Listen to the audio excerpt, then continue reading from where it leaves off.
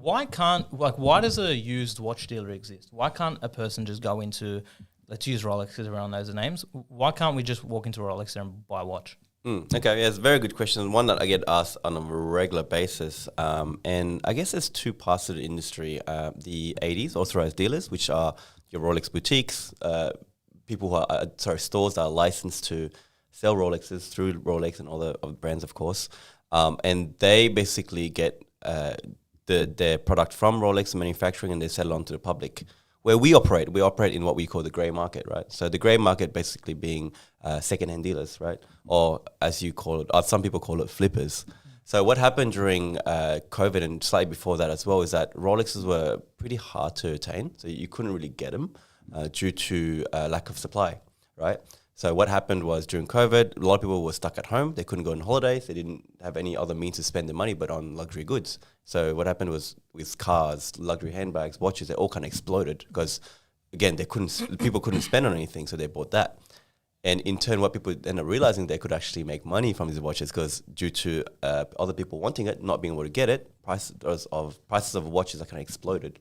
Everyone started buying everything up that they could get at the Rolex stores. You could buy anything and literally make money back then. Even Tudors, right, which is Rolex's sister company. So Back by 58s were impossible to get. correct, yeah. And then they traded at above retail, Correct, right? yeah. And so basically when I started with only Tudors, and I got the reputation of being the Tudor king because I just kept buying Tudors and selling that, and that's where I made my money until I eventually moved on to Rolex.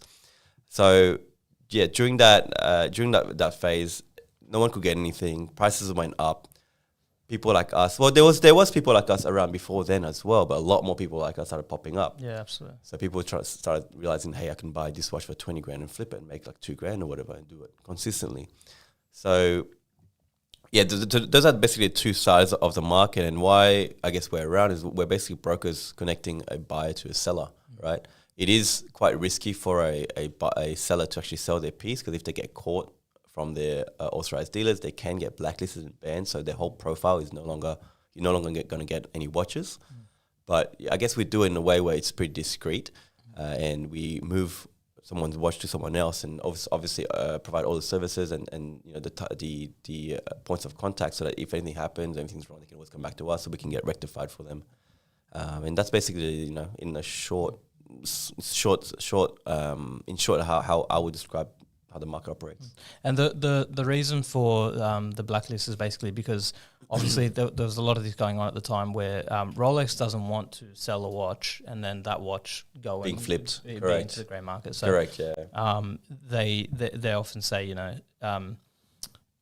got to build a profile, you've got to be reputable, and you can't just go and flip your watch off. Look, it's a shame too, because yes, you're right. They want to be selling these luxury items to people that they know that actually would want it. Yeah. But unfortunately, what's happened is obviously people have realized that they could make money, so they buy it and end up giving it to someone like us or flipping on themselves.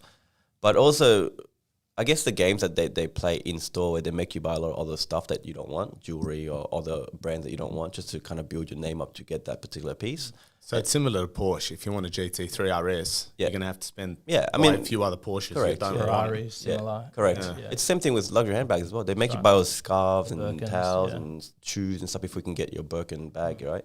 And that's the whole industry of the luxury space. How long it's going to last for, I can't tell you. I mean, Rolex have, for longest time traded.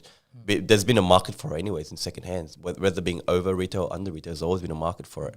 It's just unfortunate that the newer stuff are trading significantly higher than retail.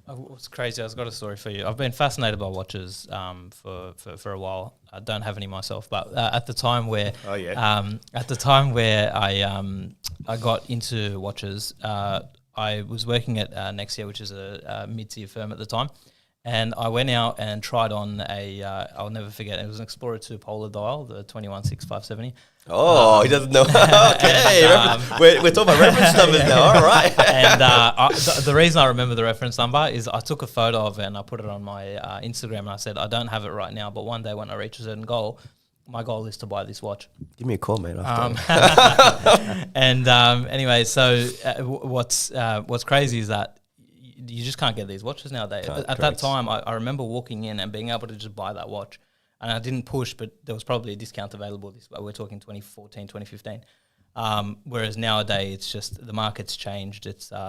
It's crazy, but it's a supply demand thing. Correct. You said it. So Rolex produces pieces. Correct. It's roughly 1.2 they say, but they're saying that they're building another facility, but I'm not sure when that's going to open, and like it's just rumors at this stage. Yeah. But also the prices of luxury watches have gone up every single year by about 2 times. Once on the 1st of Jan and once on the 30th of July.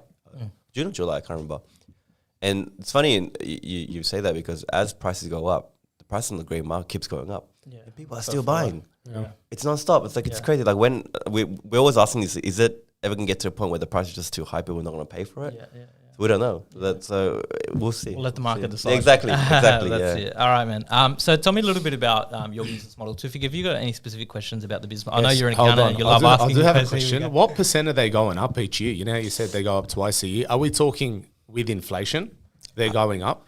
Well, obviously the price of gold has gone up significantly in the last, less than 6 months or so. It's been crazy with everything that's happening. Yeah, but how much gold is in a basic Rolex? You're not paying for the gold. You're not paying for the gold you're buying. For example, so don't blame it on the gold, Jay. Yeah.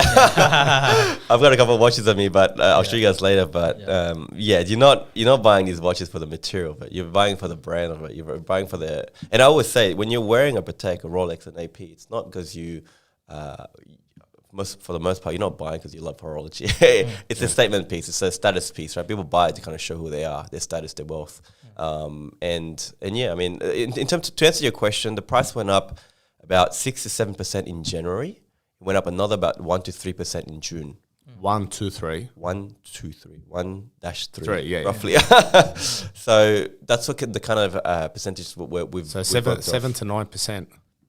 Could be another increase in January 1st. We're not sure yet, but generally what's been happening historically, they've been increasing every single year to kind of. I don't know if it's to account for inflation or what. It's both things. So number one, obviously they've got to cover inflation because as their costs go up, they're not going to lose money on the pieces, Sufik. But the other one is they peg the prices to I'm pretty sure they peg the prices to the USD.